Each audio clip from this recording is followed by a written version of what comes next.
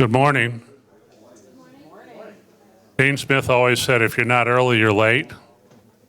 So we're going to ask our students and alumni panelists to join us up here. And as long as there are 4 students together and 4 panelists, actually there'll be 3 at the moment together, will be exactly the way we need to be. So if the 3 alumni want to be seated first, we'll leave a seat for Pam Chisholm. And then the students,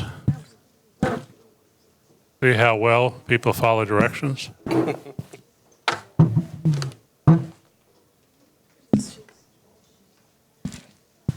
All set?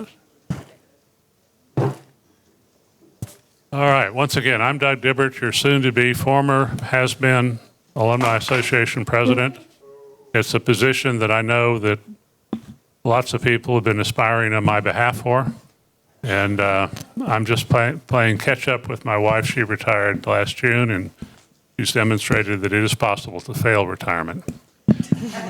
This is a program we've been doing actually longer than I've been in this position. Saturday Morning in Chapel Hill began in the spring of 1982 with the Charles Kuralt. And so we stayed with the name Saturday Morning because he, of course, was well known for Sunday morning. And it's taken various formats. One of the formats that I remember fondly was when we had a panel of alumni who were debating the debate team of students. What we never told the students was that we were in charge of the questions. And so they were all doctored to the advantage of the alumni. It made for a wonderful, wonderful occasion. No, the students, we picked the students pretty carefully, as we have this morning. This format we've been doing for several years because it's one that not only is it enjoyable, but eventually, if you wish to, you'll be able to participate toward the end. And we've had various moderators. Some have claimed that they've aged out of being able to ask the questions that they think should be asked. But essentially, it's an opportunity for those who are here attending to reunion to reflect on things that maybe haven't really thought about because they forgot about Saturday classes, or they forgot about dress codes, or they forgot about sign in and sign out and things of that sort. And some of those questions have evolved over the years because some of us were there when Saturday classes went away and visitation was permitted and things of that sort. So we'll begin by asking the 3 at the moment, Pam Chisholm will be here, alumni to introduce themselves by telling us, we know their class year, but we'd like to know where they've been since they graduated from Carolina, what they've been doing, and we'll stop there for the alumni. So, Marjorie, you want to go first? Okay. I'm Marjorie Spruill. Let's see, where we've been since we were in, after I left here, I got my PhD at University of Virginia, and I guess I must mention that I got an MAT at Duke in between there, but we'll just go. You're not required to mention that, but you can. You could have left it. I was raised to tell the truth, no matter how painful. But anyway, and I had a career as a university history professor, which I enjoyed very much. Along the way, I also taught at UNCG for 3 years, and before I went to grad school at Virginia. And I lived in Mississippi for 20 years, teaching at the University of Southern Mississippi. Got down there in the early 80s, right in time to finish for the rest of the civil rights movement, which was still going on, believe it or not, in Mississippi in those days. And then after 20 years there, I married my husband, Don Doyle, who's back there. He had been teaching at Vanderbilt for 30 years, and I moved up there, and they put me in administration, so I was an associate provost there for a while, and then University of South Carolina came to the rescue and gave us both tenured history positions. So we moved there and finished out our careers in South Carolina all along. And then we moved to Folly Beach when we retired in 2017, and we're living happily ever after at the beach. I'm Nancy Armstrong. My degree was industrial relations and French, and I also took Italian. I loved languages and business, so I went on to get a degree in a master's degree in international business. And there I took German, so I can't speak any of them. We're struggling with English. Yeah, and then later I took Spanish, and if you ask me a question, it's going to be a mix of all of those. But after I got my degree, it was a school called Thunderbird. I don't know if you've heard of it, but it's an international school in Arizona. I worked for Wachovia in their international department, and then spent 5 years with Lloyds Bank out of New York, not Britain, but out of New York. After that time, I married my husband, Rick Armstrong, but our second child was born severely disabled, and so I stopped working at that point. And he's great. The rest of the kids are great, but I've been kind of retired since 36 years or so. Good morning. I'm Joe Loveland. After graduating here, I went to law school at Harvard. I moved to Atlanta, practiced law with a big firm in Atlanta for 41 years. Retired from that firm a couple of years ago, and I'm now doing arbitration and mediation work with JAMS. For those of us who are all dyed-in-the-wool Tar Heels, my wife is Pam Drizel. She's Lefty's daughter. So be careful about saying anything about that during this time. Lefty learned English at Duke, right? He did. I want to take 1 second, though, to brag on these two folks who left out some critical stuff. Marjorie is truly one of the leading authorities on women's history and the women's movement in the United States. She's written several books on that and is well known and accomplished in that field. And Nancy may have, quote, stopped working, but she is now an unbelievable artist. And we had, Pam and I had the opportunity to go visit with Rick and Nancy and saw some of her incredible artwork. So they are multidimensional folks. All right, now the students have a different assignment. They just need to tell us where you went to high school, what you're majoring in, and one thing we might be surprised to learn about you. First. Okay. Hi, I'm Grace. I went to Chaparral High School in Scottsdale, Arizona. I'm a history major, and I was a figure skater in Arizona all through high school. Yeah. Exactly. Yeah. Hi, everybody. My name is Tylah Harrison. I went to Jordan High School in Durham, North Carolina. A lot of nods, yeah. My major is health policy and management, minor in chemistry. I don't know. I guess I went to Alaska a few years ago, and now I like hiking. Hi, everyone. My name is Keisha Solanki. I am an econ and stats double major with a minor in business. I went to Green Hope High School in Cary, and I guess something that people wouldn't expect from me is that I lived in Switzerland for 6 years. Hey, all. I'm Kartik Tyagi. I'm from Cary, North Carolina, but went to Enloe High School in Raleigh. And for me, something I guess you wouldn't expect during the pandemic when I was taking virtual classes on my laptop, I applied to be on Jeopardy and never heard back. So, so it didn't work out. So this is a substitute for Jeopardy. All right. We'll go in the same order, starting with the alumni. How did you get to Chapel Hill? As a student. Who brought you? What did you bring? Well, Where did you room? Oh boy, in those days, when at least for us ladies, as we were proud to, we were required to be, we loaded up the big old Buick with all the stuff in the universe that was, including those hair dryers with the hoods on the top and your hot curlers, and and tons of clothes, and you had carefully coordinated with your roommate, buying matching bedspreads and curtains and all the stuff that guys probably would have never done in a million years. Never occurred to us. My mother had taken me out shopping to get nice things for dates. And then, of course, got to college and no one went anywhere except in blue jeans. So I had to get some of those, which I didn't have in that Buick loaded up. And because we weren't allowed to wear pants at high school.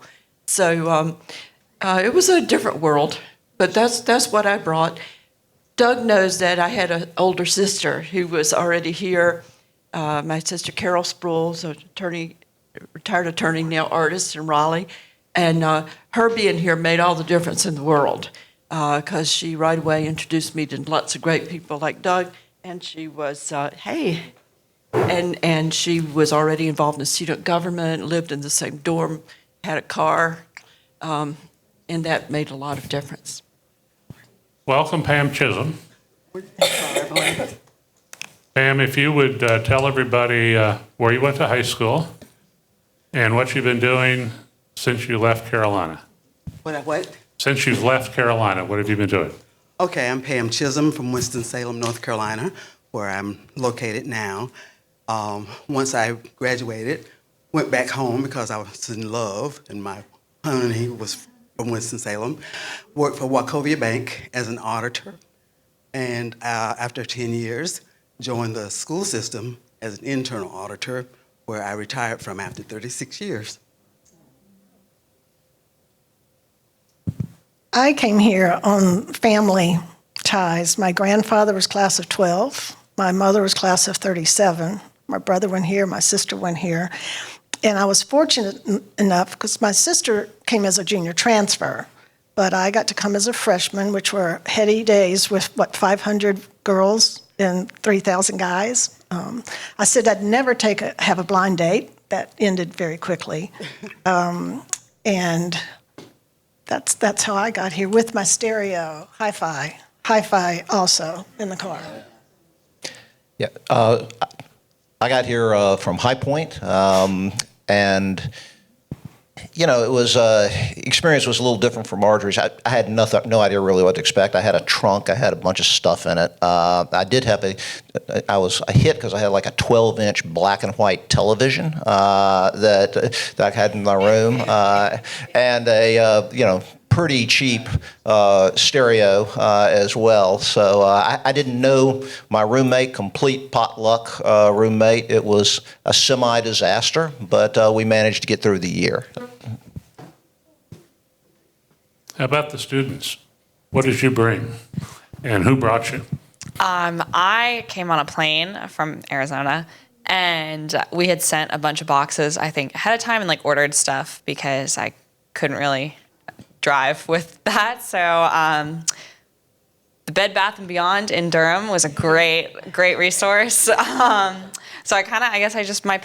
came with my parents and brought a few suitcases with stuff, and I brought a bunch of actual notebooks, which I didn't end up using and still have in my drawer. But and I moved in the day after I turned 18, so yeah. That's nice.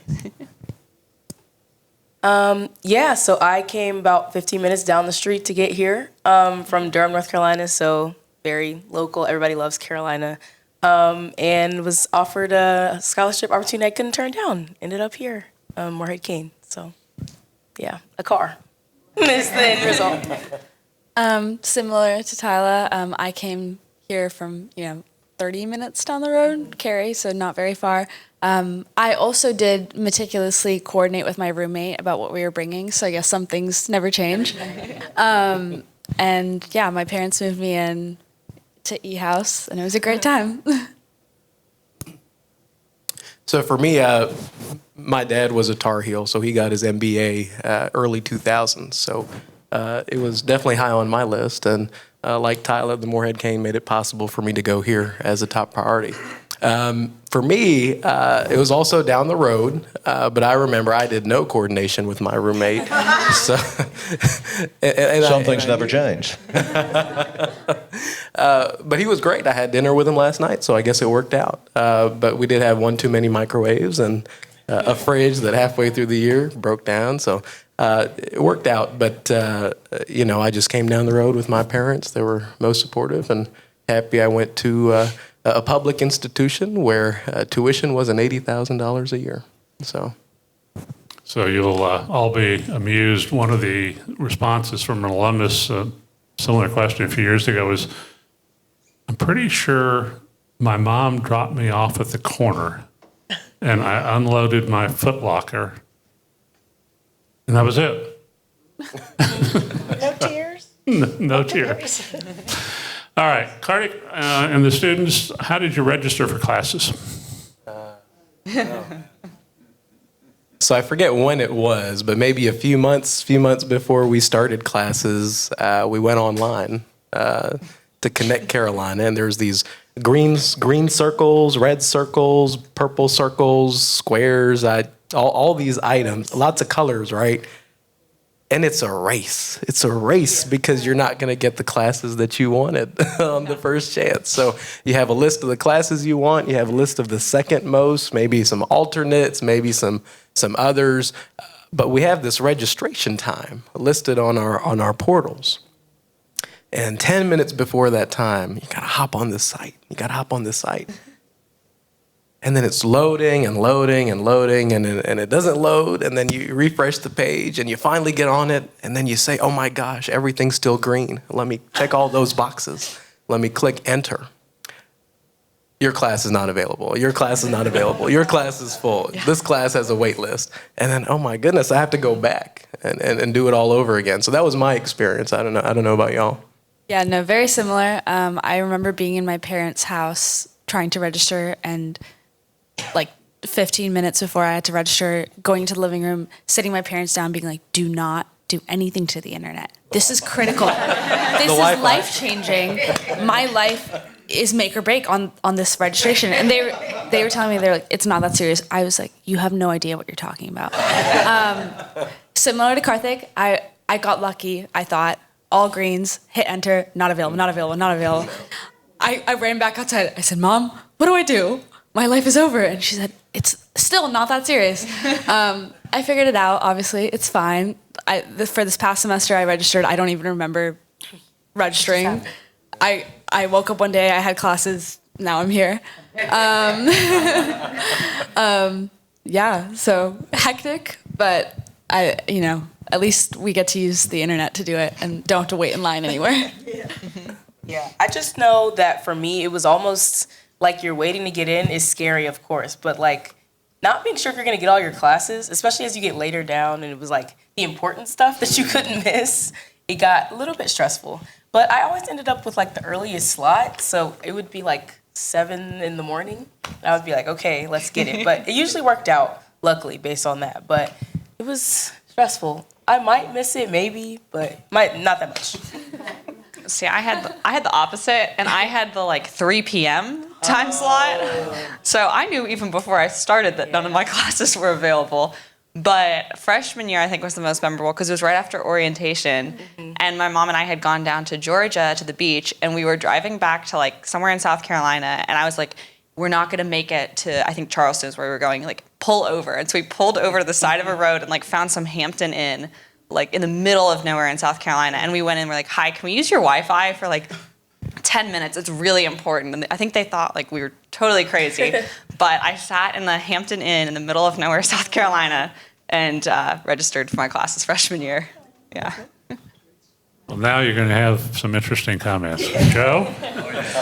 Well, of course, when we were doing it, there was nothing online. There was no internet, anything like that. You signed up for courses largely in person. Freshman year, some of them were set. You had certain courses that you knew you were going to get. And other than that, you would talk to an advisor when you got here. I remember my most interesting experience was my freshman advisor was Dr. Donald Jicka. He was a chemistry professor. I met with Dr. Jicka. He said, well, Joe, based on your SAT score on math, you need to be in second semester calculus. And I said, Dr. Jicka, I've never taken any calculus calculus. He said, oh, that doesn't matter. It won't matter. And I said, oh, good advice. Left and went over and signed up for a symbolic logic course to fulfill my math requirement. And that was it. And if you wanted to change courses after that, you had to go to Woolen Gym and physically stand in line, and you had to drop a course before you could add. Drop add. You had to drop it before you could add. I don't have anything to add to that. I remember drop add. I don't remember much else except they were telling me what I had to take. Right. I don't remember having any choices at the beginning. So language, what level language you passed out of or whatever. Don't remember. All I can say is that when you asked that question initially, Doug, I thought it was going to be one where all of us were sitting there going, "Oh, we walked through the snow," and because what I remember was the miseries of drop ed, but it sounds so much better than what you endured. Right. I have to say, I'm not envious, and I remember thinking about how my first experience with computers was at UVA when they forced me to take a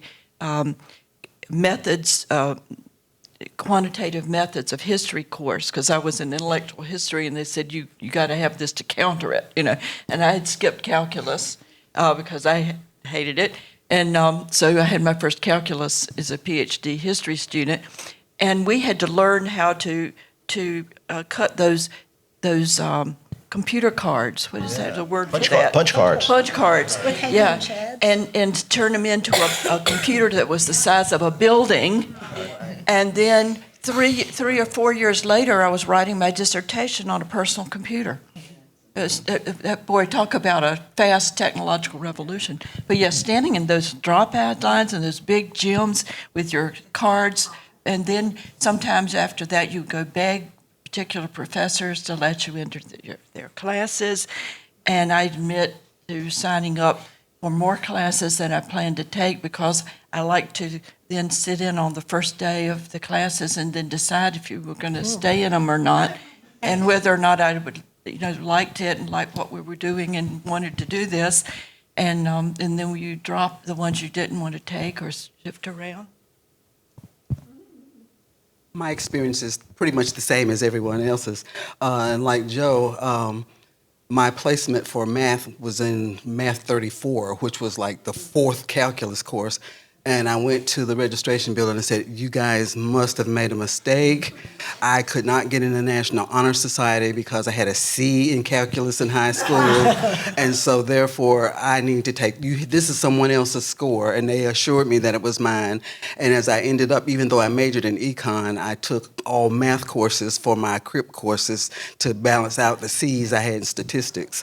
With respect to placement for the foreign language, we had to come in at Carolina and take a placement test. Right. And we had to go in a lab, and I'd taken French for 4 years at high school, but we never had a lab. So when we went in for the placement test, you sit down and you have a bubble sheet, and they go, and you go, I do not know what they're saying. I looked at the student beside me and the student to the left of me and shook my head and said, do you know what they said? I said, I don't know what they said. So I just took my bubble sheet and handed it to the facilitator, and I was like, put me in French 1, okay? So, but I remember the drop ed experience, and it was, you take a bottle of water and go in Woolen Gym and spend the afternoon going in and out. We didn't have bottles of water, I don't think. We really didn't. Right. All right. What was, Pam, you hold on to the mic. What was the football Saturday like for you? Oh, my goodness. I think I have a Guinness World of Records designation because I probably am the only Carolina graduate who never had one hole punched in their athletic pass. Oh, wow. We had athletic passes, and I never, ever went to an athletic event in the complete 4 years. However, I did notice in the football games, everybody dressed up. The guys wore ties, and the girls wore nice dresses. And we always I noticed the girls lamented about whether they were going to have a date for the game. So I volunteered during those games to be a babysitter for the grad students, and I put my number on a sheet of paper and hang it in the graduate students building so that they could pull my number off and call to see if they wanted a babysitter. And of course they called on the dorm phone that was one in the hallway, and so I had to watch the phone to get the call. But I never went to an athletic event, imagine that. I always went. I would like that sort of thing anyway, but my boyfriend at the time was on the freshman football team, and so we would go to the games, and he was so into it, and was calling every play at a time and all this. Was really excited about it. But one of the things I remember the most about it is that, like you were saying, the girls didn't go to the games without a date. You didn't go. It was a dating culture. And now, obviously, the odds were in our favor, and usually got 10 invitations to each one of the games, reflecting the overall ratio. But it was just so different. I mean, even the basketball games, you felt like you weren't supposed to go out by yourself and show up by yourself. That's a bad thing, and I'm glad that changed. But I also remember that we always got so dressed up for those games, and you'd have a wool suit and heels and stockings and a mom on the homecoming day. And those I have fond memories of. Yeah. That was really fun. And A couple of things I remember is that we dressed up the first year, and everything changed the next year. We had Kent State, Vietnam, all of that going on. So I got my first pair of blue jeans our sophomore year. Probably had fringe on the belt, but we were still doing the card sections, which were so much fun. I'm so sorry y'all don't do card sections. They were great. But the downside was you had a date almost for the weekend, certainly for the day. So if they were in a fraternity, you went to the fraternity and had lunch. Then you went to the game, and then you had, after the game at the fraternity house, then you had a concert. And this is with the same person. So if you didn't like them, you were grateful for the curfew times at your, sorry, gotta go, But it was fun. My recollection, very similar to Nancy's, is that there was a huge change after freshman year. It became much more informal and much less of a formal culture around the football game. You got to remember, we had the Vietnam War going on. We had the increased use of some drugs on campus and everything. My favorite, if I have to summarize football at North Carolina in 10 words at that time, it was a cheer that Rabbit Giles used as the head cheerleader at the time, which was marijuana, Ho Chi Minh, come on heels, 1st and 10. All right, students. I don't think we still use that one. Yeah. We should bring it back, though. Yeah. So I definitely a lot has changed. I don't think I've ever gone with a date to a football game. So we would usually just, I think, get up and sometimes we went to Breadman's. I don't know if you guys have been before games or something. And then we would go to like tailgates, either our friends or some of the fraternities would have. And then at least, I don't know when this changed because I was still doing it this year. You had to be in the student section before kickoff or they wouldn't let you in. And so we would sprint from wherever we were, like 15 minutes before kickoff, and we would be sprinting into Keenan to get so our like student tickets would still work. And apparently it changed, but I didn't realize that, so I was still like running to get to games this year. But I think I've been to probably every game that was like during the semester and not Thanksgiving, the state game. But I love football game days. Yeah. They're great. Yeah, me too. I think basketball here obviously is really special, but I know for me, I love football days a little bit more just because of like just the sheer nature of a day you're gonna have every Saturday. But yeah, fairly similar. Usually go to a tailgate hosted by like some of my friends' parents and their friends who went here, come back and throw stuff for every home game. That's always fun. End up at the game, I feel like the way that they let us in changed like every single game. weeks you never knew what you were gonna get. You might need running shoes sometimes. I did run this year. It was like the wristband thing. Yeah, that didn't work out. But always a great time. I'm definitely gonna miss those. One of the things I'm gonna miss most about graduating, I think it'll be like a different flavor coming back as an alum, but it'll hopefully still be just as fun, traditional type stuff. Yeah, admittedly, I'm not a big football person, or rather, I'm not a big watching the game person. So I definitely enjoy football game days because it's so lovely to walk onto Franklin Street and see everybody in Carolina blue and see all the alum back. And those are some of my most favorite days. I love realizing and feeling like I'm a part of this like bigger entity, which is UNC and all the people that care about it. So I think especially freshman, sophomore year, I would spend a lot of time at like the fraternities, doing their pre-games and things like that. And then now it's more so, being with my friends, going to more of the sport bars, sport restaurants, watching the game there, and just spending time with people. No, I mean, I love football Saturdays. I think one of the pieces that I would add is the lottery to get tickets. Because, sometimes there is so our freshman year, Mac is back. Mac was back. So Coach Brown, built up a huge hype around Carolina football. And so as first years on campus, we were all about to go to football Saturdays, and we were very excited. What that also meant was that a lot of friends struggled to get tickets. Because the lotteries were, crazy with how many students were interested. So if we got a ticket, we were like, okay, we are going to this game. A big part of football Saturdays that I love is the marching Tar Heels.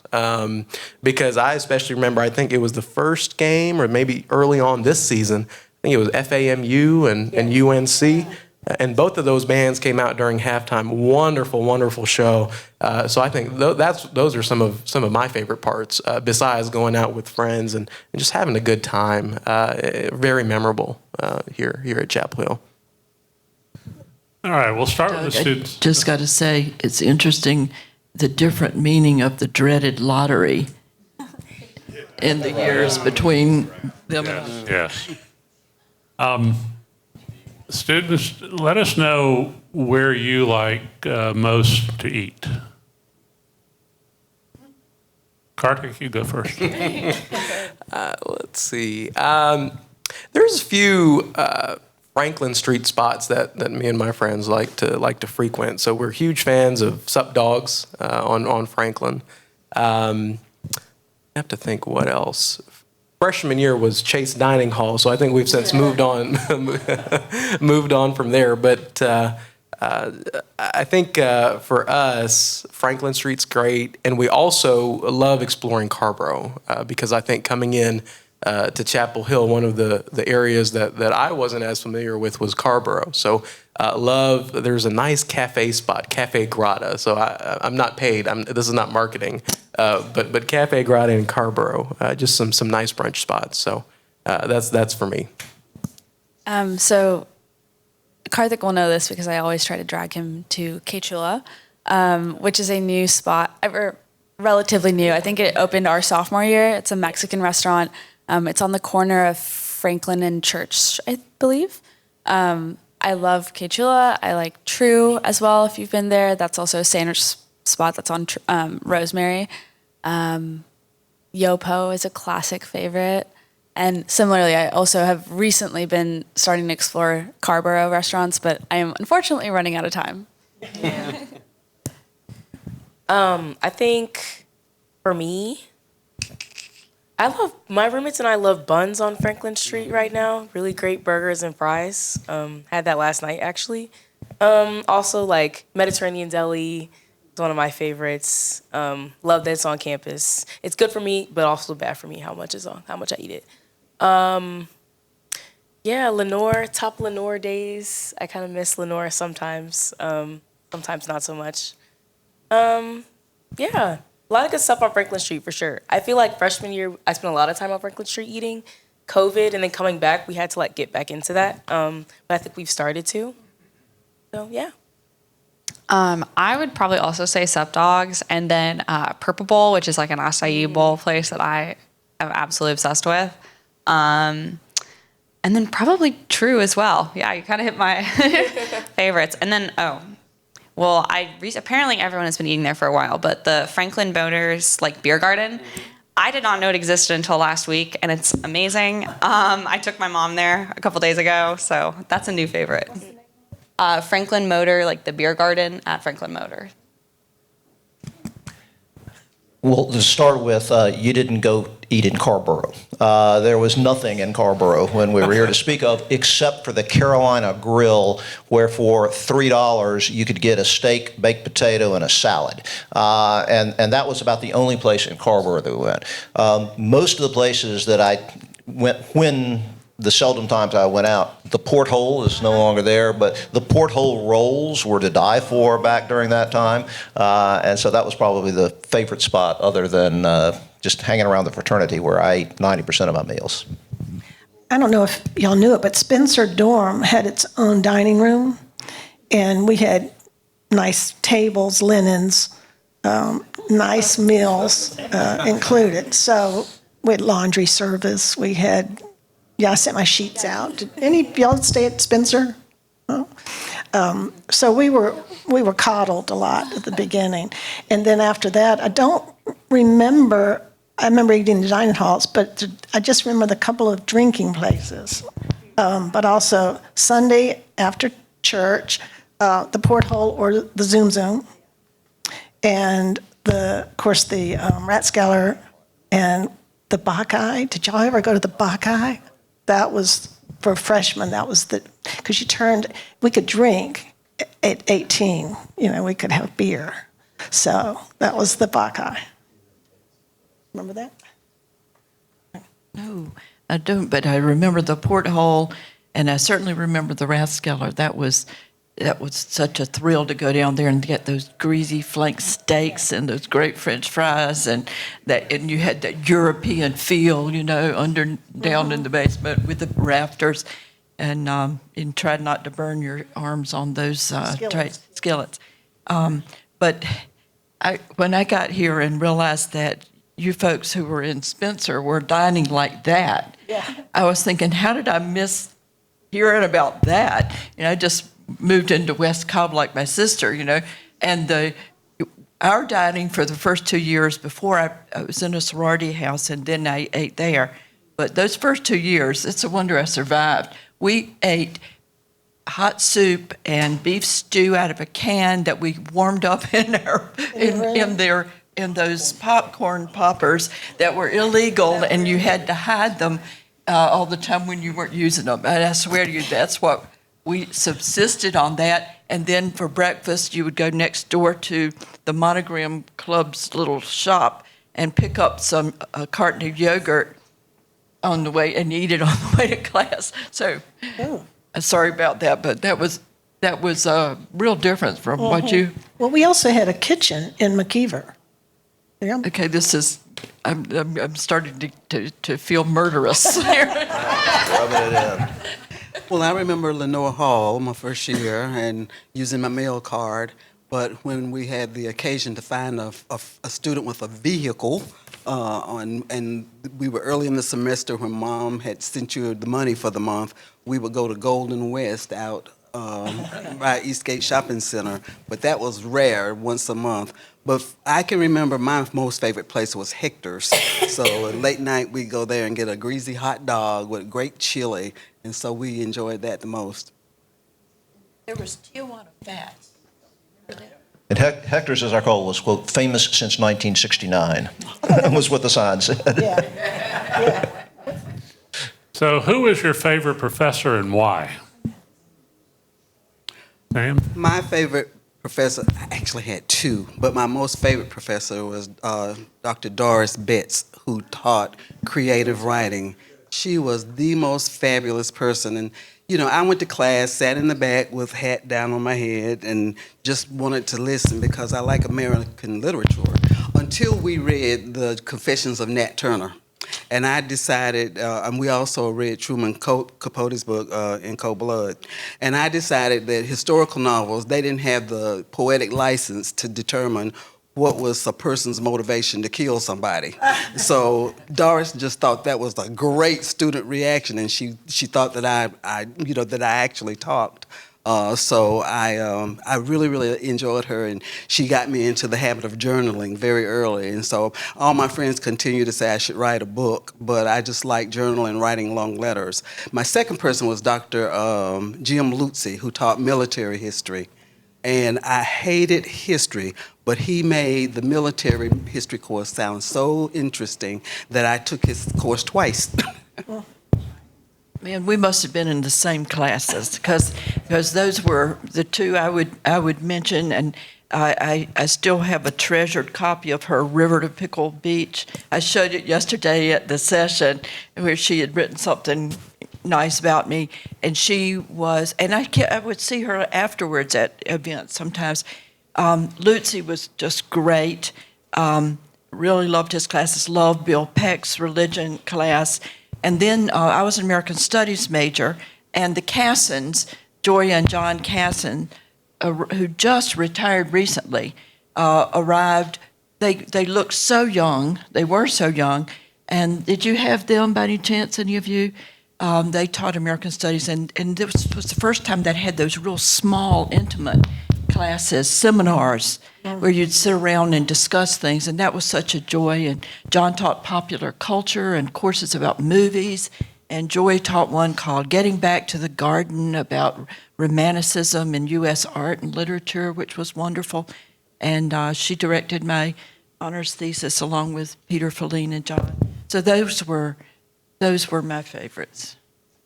I could not tell you the name of a single one of my professors, but I loved classes. I loved history and languages, math, except English. Didn't like English at all. That's why we didn't know each other. Yeah, that's right. I'd pass it to you. I hate to make it a Jim Lutzy, day, but he was my favorite professor here. His military history courses, I took both his military history course through the Civil War, U.S. military history through the Civil War, and then his one from 1865 to the present. Took a seminar with him. Most interesting thing I did in any of my courses at Chapel Hill was a paper on UNC 1941-42 transition from peace to war for Dr. Lutzy's course. And my favorite aspect of that was going into the finding all the old Daily Tar Heels from that period of time and reading them and a story talking about how on Monday after Pearl Harbor, on many of the fraternity houses, banners appeared that said, you're not going to believe this, "Go Yanks, beat Japs." Were put up on houses stuff. It was an extraordinary time to learn about, and Dr. Lutzy was the motivator for doing that. Mine is kind of a tie, but they're both connected. Probably two history professors. Dr. Matt Andrews. He teaches sports history. Yeah. We heard him. Yeah, spoke yesterday. He's amazing. He is like every lecture was a story. I have never had more fun going to a class than his like history of the Olympics class. And he was actually my thesis advisor, and so the other person is the professor who taught our thesis class.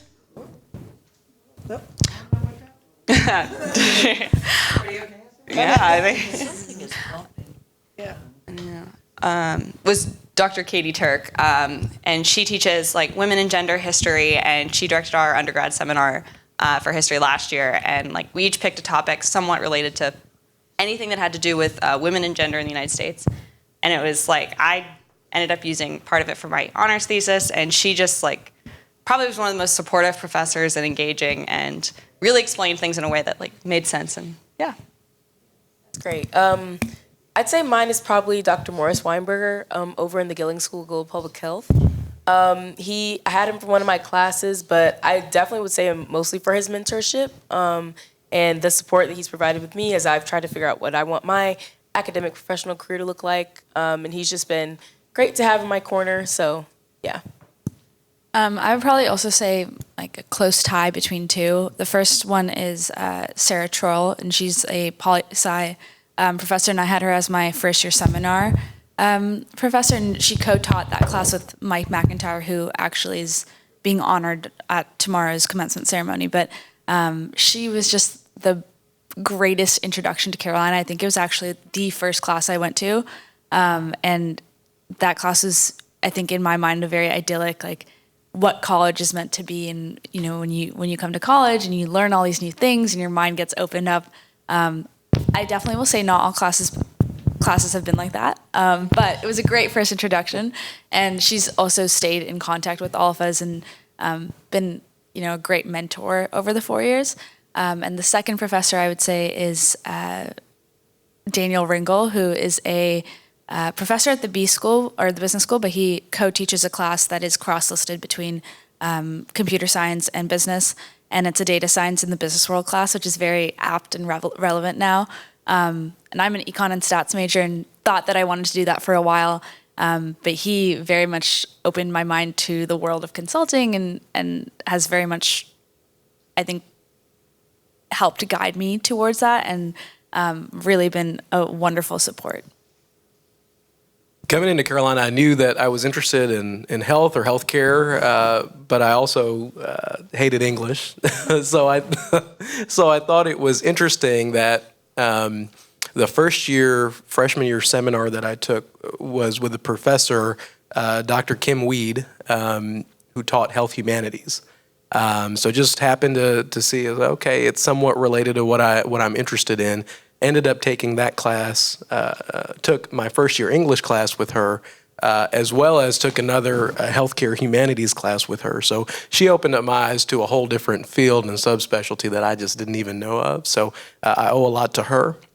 Now, I'm still not 100% going into English, so that hasn't changed, but she really did expose me to a lot. So that's one. The second is Dr. Jonathan Oberlander in the Department of Health Policy and Management at the Public Health School. So he taught a class that I took actually this past semester, healthcare politics. So it was actually very interesting and relevant given all the things that are going on and seem to be even more broadcasted on media, of all sorts. So it was very, very cool, very interesting, and very relevant, not only to what I'm studying, but also what's going on in our world.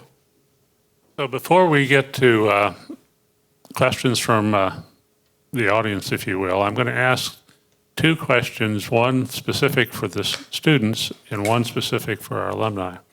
For the students, tell us what you're going to be doing since you're each seniors. And for the alumni, tell us what you remember about your graduation. So I will, upon graduation, take a gap year before applying to law school and dual degree public policy programs this fall. But I take the LSAT next month and then travel for a little bit abroad. So that should be a good step back from all things class. And then come August, we'll be working most likely in state government, the Department of Health and Human Services. So I similarly, or related to my last answer, I will be going to consulting. I'll be working for Bain & Company in Atlanta. So I'll be moving there sometime in October. And this summer I will be studying away from my GMAT and be taking that at the end of August. So I will also be taking a gap year, but me before medical school, hopefully. And during that time, I am doing a fellowship at the Congressional Hunger Center in Washington, D.C., doing some food insecurity and anti-poverty work, policy work, and really looking forward to that. I will also be taking a gap year before medical school, and I will be working with the Teach Autism program through UNC, and working at the Carolina Living and Learning Center in Pittsburgh. So, yeah. Incredible for all of you. Congratulations. That's really great.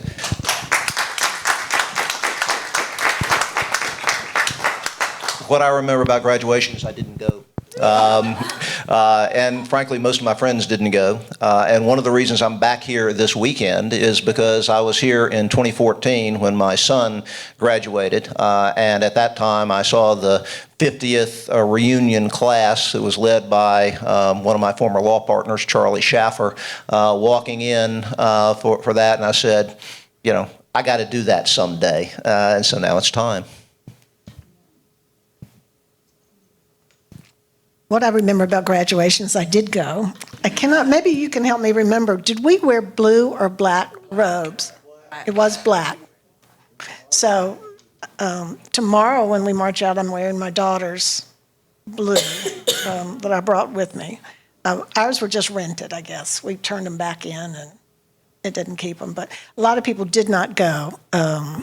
But my parents were not going to let that happen. So it was a beautiful, beautiful day. Yeah, same here. My parents were so, neither of them had gone to college. I was a first generation college, and they were so happy with me and my sister graduating, and it was a really big deal, and we went, and I was very happy, and I think Juanita Krebs was our speaker, who was a very important woman in those days and later in the Carter administration, and I remember it would be a beautiful day and really happy and being terrified about what happened next because it was such a fabulous 4 years and I was so uncertain about where I wanted to go and what I wanted to do. And so I was both happy and sad at the same time. Tomorrow's going to be just happy. Well, I have a story. The day before graduation, I always promised my mom that I would graduate from college before I got married. Well, I didn't. I got married on Saturday before graduation at Forest Theater to my wonderful husband. Our anniversary was yesterday. And then I went to graduation the next day, but as an RA in Morrison, I volunteered to host the class 1942 on the 5th floor of Morrison on my graduation day. So for my first day as a wife, we spent it with the class of 1942 getting drunk. One of the more interesting stories I was told yesterday, it may have been by someone who's in the room, was that they did not go to their graduation, but their parents did, and the parents never realized that they weren't there. They were sure they saw their... Yeah. So, all right. Who has a question for any of the panelists? Oh, my goodness. Yes, okay. I'd like to hear each of you, or representatives, talk about your impressions of the town of Chapel Hill from your 4 years here and from our time here. Impressions of Chapel Hill from your time here. The town of Chapel Hill. So as someone who grew up, born and raised in Cary 30 minutes ago, have been 30 minutes ago. 30 minutes away, my bad. 30 minutes ago, wow. Ready for tomorrow, right? Big time trip. 30 minutes away. Admittedly, I hadn't spent enough time in the town of Chapel Hill before coming here. So I'd been to a game or two, but hadn't spent enough time on Franklin, around Franklin, in Carborough at all. And so for me, when I got to campus freshman year, we had 1.5 semesters before, going back home and doing classes on our laptops because of the pandemic. And so admittedly, I think one of my biggest regrets was freshman year also not exploring as much as I should have, because I thought that I had 3.5 years. I thought I had years and years to figure out and explore. So when I came back, mid-sophomore or junior year, I said to my friends, it doesn't matter that you want to go here locally, stay on campus. We're going off campus. We're going to spots in Carborough. We're going to spots in Chapel Hill and the surrounding community. And I think that for me, we say that Chapel Hill, the campus is a huge part of the town and a huge part of the community.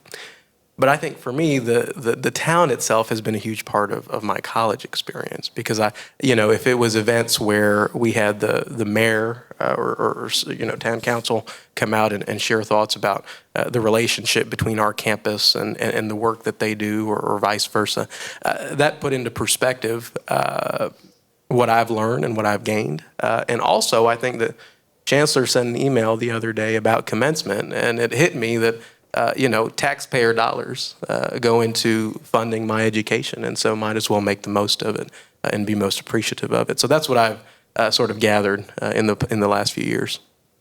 Yeah, I mean, so I've moved around a lot through my life for various reasons, oftentimes my father's job. But most recently, I've been living in Cary. Similar to Kartik, I had never explored the town of Chapel Hill. I actually had to do a admissions visit when I got in because I'd never been here before. But over these 4 years, I mean, I have never felt so connected to a geographic location before. I love Chapel Hill. I love the people here. I think this town and its businesses and its people are so supportive of us. And, you know, it is a very, I'm sure that, you know, if you're a resident living here and you do not have any affiliation with the university, it's a strange experience having all of these 18 to 22-year-olds running around, you know, probably being way too loud at times, but I feel like people here are so wonderful. This town is so wonderful. I've lived internationally as well, and a lot of times my friends who are out of the country still will, you know, they'll swipe up on my Instagram stories and be like, wow, this is like exactly like you see it in movies. And I think that really encapsulates it. This whole town and this whole place is the college experience. And I am so grateful to have had this opportunity to live here and to be a part of Chapel Hill. Yeah, I think for me, living's just so close. I did spend a lot of time in Chapel Hill just doing, I guess, random normal life stuff. So I didn't really see it as like this like mystical, magical college town because it was just like where my brother had soccer practice, so it wasn't special. But I think after I got here and after I was able to experience all these things as a student, even Franklin Street, like it just added another layer to it. And it did make me feel like this is what college is supposed to look like. I know for me, that was something I looked for when I was thinking about schools in like bigger places or schools that don't have, I feel like the feel that we have here on campus and in Chapel Hill in general. I think I would really miss that if I didn't have it. So yeah, I think just all around Chapel Hill, that is one thing I wish I'd done more.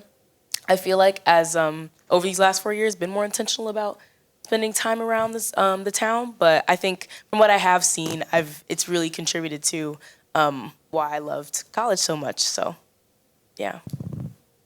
I had been to Chapel Hill once before I decided to come here.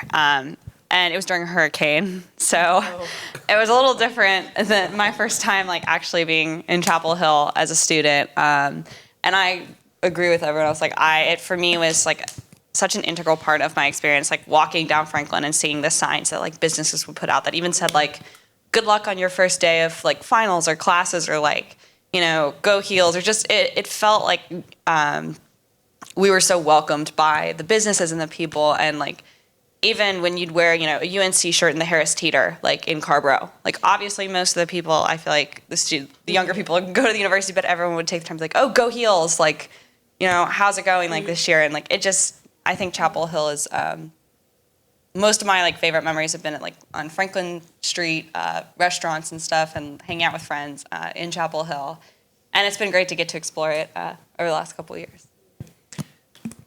You know, the town is so different now physically. There's so many more people. There's so much more going on. It's more congested.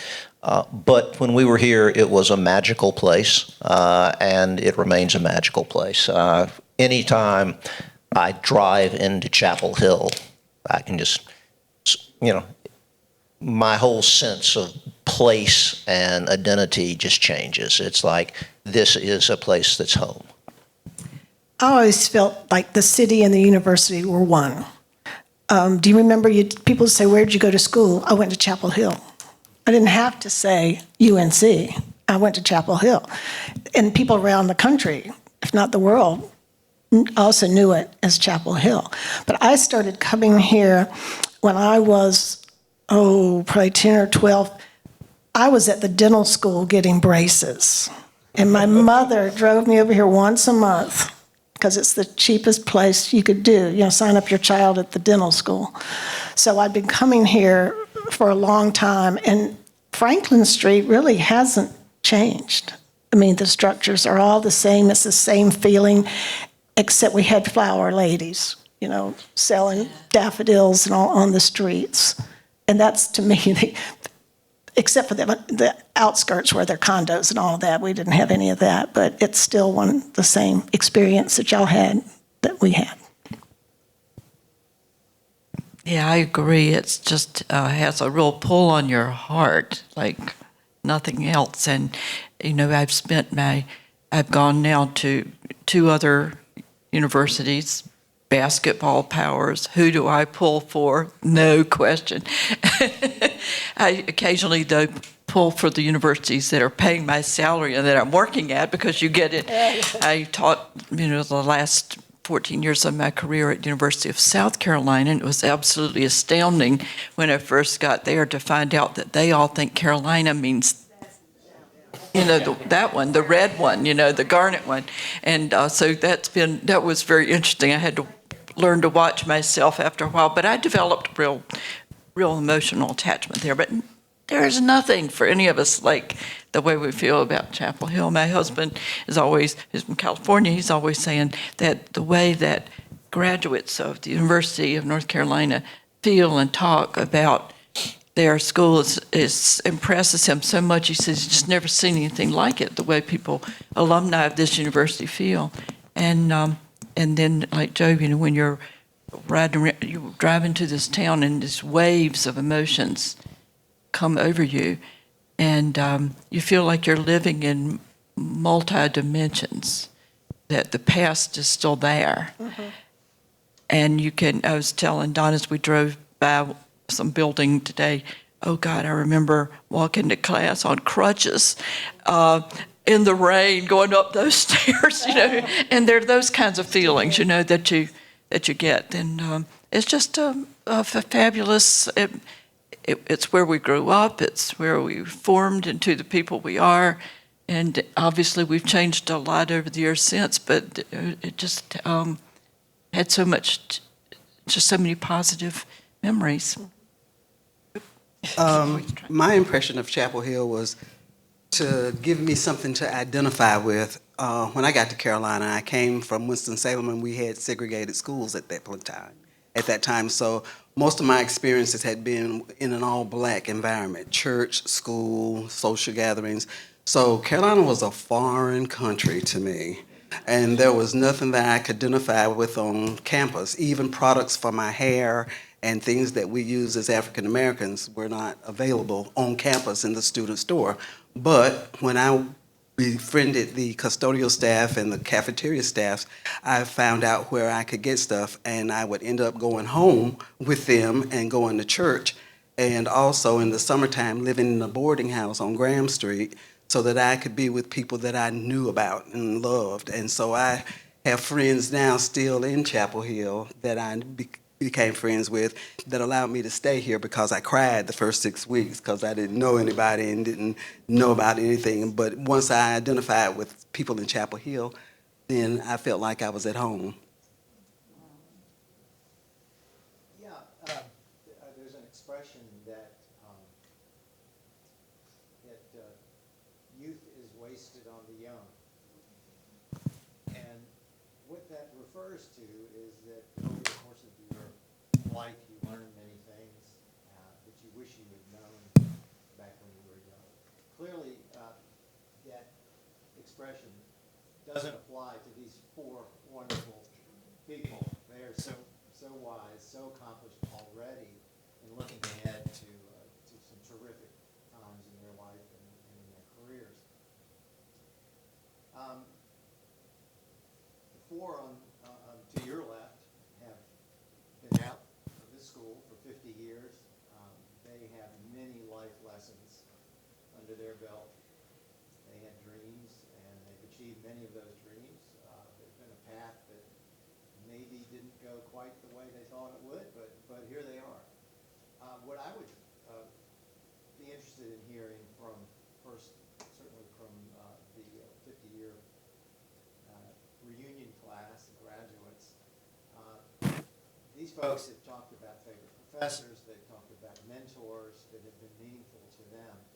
For a moment, be their mentor, be their life coach, and maybe offer up a comment or two, each of you, as to when you look back and you think of some of the life lessons that you have learned, whether it's in your career or your family or what have you, what might you offer up to them as something to keep in mind, whether it's keep in mind or just, I think you know what I'm talking about. Yeah. What maybe, if you look back, maybe you wish you had known when you were a youth? The one thing that I appreciated the most was the diversity. The University of North Carolina makes a concerted effort to make sure that the diversity and inclusion spectrum is very well covered. This will prepare you for life, my friends. I didn't know I was black until I got to Carolina. I experienced some racism, which prepared me for the microcosm of what was going to be in the world to come. Yet I still say those were the best 4 years of my life. You probably think as undergraduates, this has been a blast for you. 50 years later, I still find it to have been a blast for me. But the diversity, please understand and know that learning outside the classroom will do well to serve you in your careers. It's quite a question. I would say try to find work that you love, because you're going to spend an awful lot of your life doing it. And if your life gets divided between work and play, you're going to spend a lot of time not as happy as you'd like. You want to love your work. Very important. The other thing is you've got to keep a life balance. You've got to find ways to have a fulfilling, happy personal life, and one that, and balance that with your work. That's just the other thing that's just super important. The other thing is that you're going to grow older a lot faster than you think. And I don't mean that in terms of physical things or outlook or anything depressing like that. What I'm trying to say is that at one point in my life, I looked back and I saw people a little bit younger than me suddenly on television and everything, talking with great authority and running corporations and doing all this stuff. And it's be one of the people who steps into those positions, and don't look at people older than you and think they are going to be running things forever, because you're very soon going to be running things. And you need to seize the day and have the confidence to see yourself in those roles. You know what I mean? And don't miss those opportunities by thinking that's for other people who are older than me, and then suddenly look back and see that there's people younger than you who are doing it. You have a lot to contribute. You're all very impressive. You've come from Chapel Hill, for crying out loud. Remember who you are, and just those few things come to mind. There's life is great, and I hope you have very happy ones. I think I was too focused. I double majored, and I had a kind of another minor, and I was just focused on going to grad school, and I didn't I wasn't as active in the movements that were going on, like Marjorie was. Marjorie was out there protesting whatever, and I was working behind the scenes. Yeah, I guess, but I wish I had done more in other areas than just the school. And I think it's fabulous that most of you, or all of you, are taking gap years. We didn't do that. I mean, we went, no, you didn't waste time doing that. But you have to learn to pivot. I mean, you're going to be pivoting so many ways. You don't know what's going to happen. I think college it's not the education that you received, it's the maturity you've gained in 4 years. And part of that is learning to pivot. I'm going to take a slightly different path in this regard. I think your lives have been so different from ours in so many ways that you're going to have to find the wisdom of how to live your life in yourself, not from those of us who did it our way. And I have great confidence. As Warren Buffett said, an investor at one of his meetings had said, "Mr. Buffett, if you were my age and you were looking to start on X and Y, where would you invest?" And Warren Buffett said, "Young man, I don't have an idea or a clue, but I'd trade places with you in a heartbeat." And that's how I feel.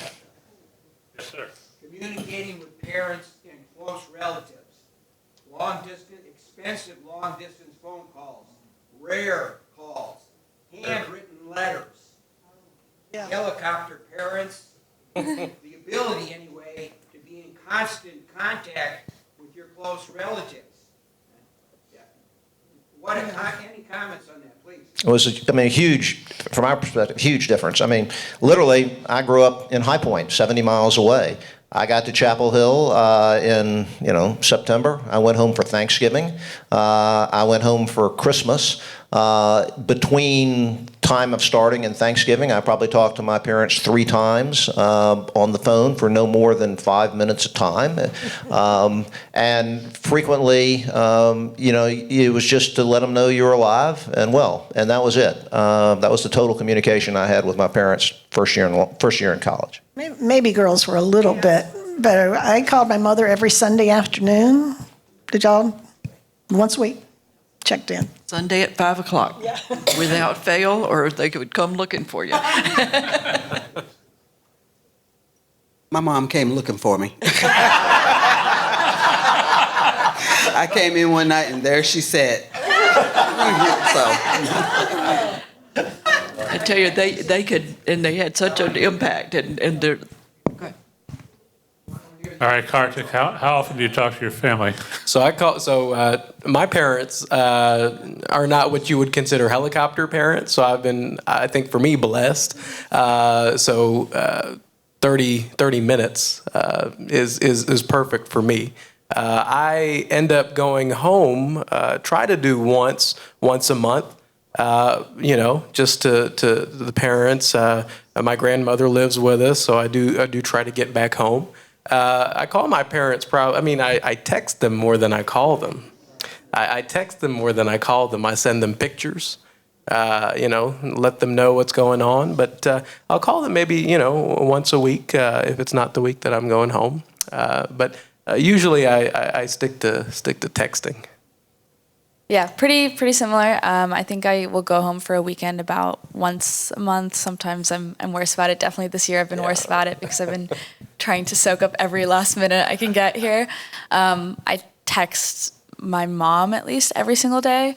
And so both of my parents didn't go to undergraduate university in the country. So every time they come to Chapel Hill, they are blown away by this experience and are always reminding me to be so very grateful. So I will also send them, as many photos as I can. Recently, it's been, anything senior class related or graduation related, and then they'll get emotional and I'll get emotional. So sometimes I try to not text them so that I get to, I can stay composed.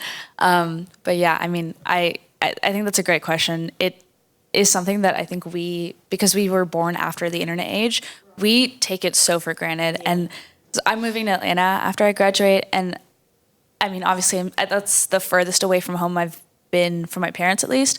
And so I am sad about it, but it's not so heartbreaking because I know I can always pick up the phone and my mom will pick up in seconds, and that is such a gift and something that's only been available to us in the last 20 or so years.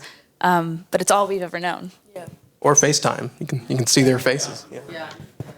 Yeah, I probably FaceTime one or both my parents like every other day or so, every day sometimes. Texting, we have a big family group chat, send random stuff throughout the day.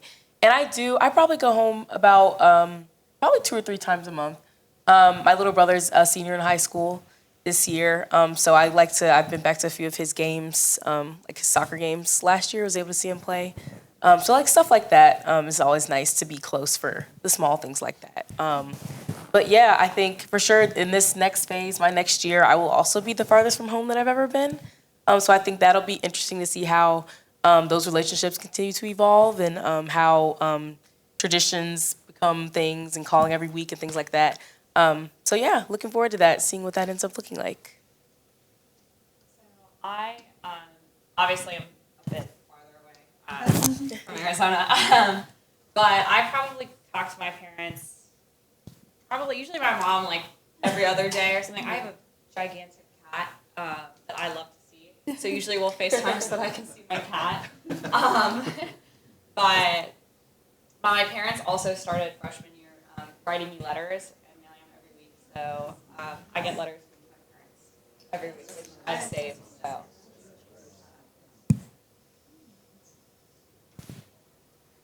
All right.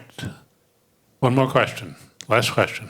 For the alumni, for the four of you, I had a lot of the same places that I enjoyed eating that you did. And I had some special professors, but two that were unforgettable, if any of you had either Dr. Loving for a health class or Dr. Unks for an education class. And if you've ever went to Harry's next to the post office or Brady's down on East Franklin, any comments that you would have on any of that? Loved Brady's. And the equivalent in Durham, close to us, was a Bullock's, where you could get the combination barbecue and fried chicken platter.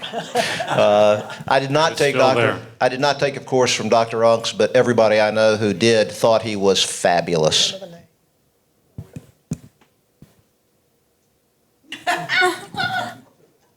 All right, please join me in thanking the students and the alumni.